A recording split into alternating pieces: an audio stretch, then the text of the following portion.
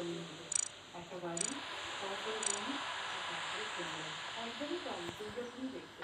একটা বছর ঠাকুমা যেখানে সেই ছোটবেলায় যেভাবে হাঁটতাম ছুটতাম সেই শব্দটাই কানে আসতো।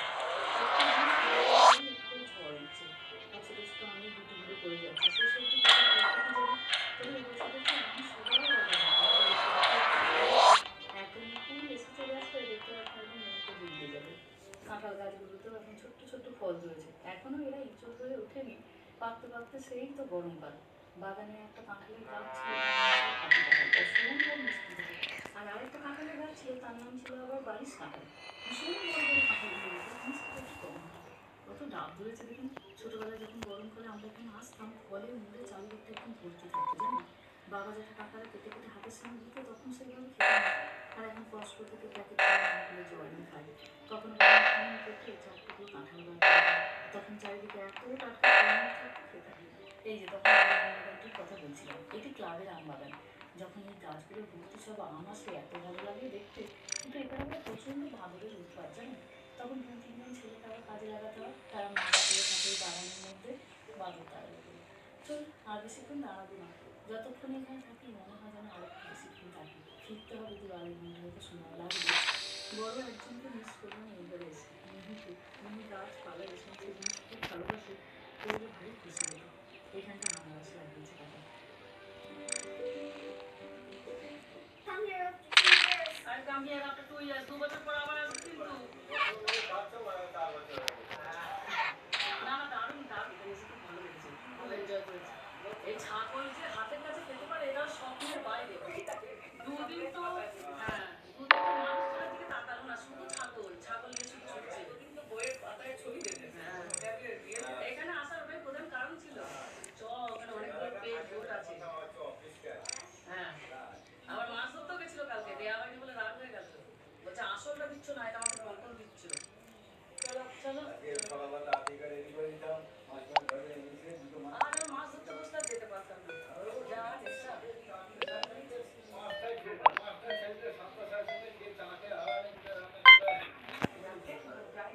তাও তো অনেকদিন থাকলাম কাকা, অনেকদিন থাকলাম। 3-4 দিন থাকা, 3-4 দিন থাকা অনেক কথা মেরেছি। এই রে, বলছে জেঠিমারও কদিন খুব চাপ গেল, অনেক বাসন মেজেছে। আমরা যখন ছোট তখন জেঠিমাকে হ্যাঁ একটু করে করেই যাচ্ছি, ঠিক কথা। হ্যাঁ, জেঠিমা ছোট বলছো, তুমি আর এইসব খবরগুলো বলো না। আমার মনে হচ্ছে আমি কি করলাম, আমার ছেলে একটা লোকের সঙ্গে কথা বলছে, আমার বন্ধুদের ছেলেদের সব বিয়ে হয়ে গেল। বলছো, সব থেকে ছোট বাচ্চা দেখছি আমারই আছে, সে এখন 2। কবে ওর বিয়ে হবে কি জানি। কত হয়ে যাবে আস্তে আস্তে। আমার যুদ্ধটা কোথায় গিয়েছিল।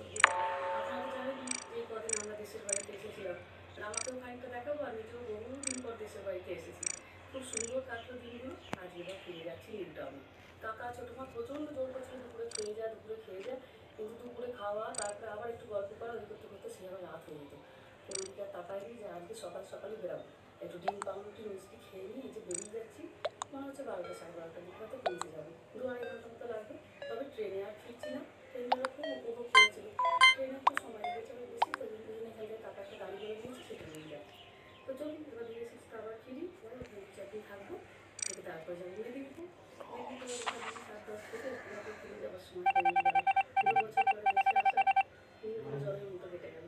অনেক দিন ধরে ইচ্ছা ছিল যে বহুদিন পাইগাছি যাইনি, পাইগাছি যাইনি, পাইগাছি আমার দেশের বাড়ির এই গ্রামটির নাম আর কি। একদম রূপকথার মতো সুন্দর এই গ্রামটা। গোটা ছোটোবেলাটা আমাদের গরমের ছুটি কাটতো এই গ্রামে। যেই গরমের ছুটিটা পড়তো, যেদিনকে পড়তো তার পরের দিন সকালে একদম ভোর 4টে ট্রেন ধরতাম আমরা। এখানে আসার জন্য আমরা এত এক্সাইটেড থাকতাম, সেই রাতটা ঘুমাতে পারতাম না। একদম সেই দূরে ট্রেন ধরতাম, সকাল 11টার দিকে চলে আসতাম বাড়ি। চলুন এবার যাওয়ার আগে বাড়িটাকেও একবার একটু ভালো করে তুলে। কাকা অনেক কিছু মডিফাইড করেছে, নতুন নতুন করে টুকটুক টুকটুক করে তৈরি করছে। এই যে এখানে রান্নাঘর টান্নাঘরগুলো নতুন হয়েছে, বাথরুম নতুন হয়েছে।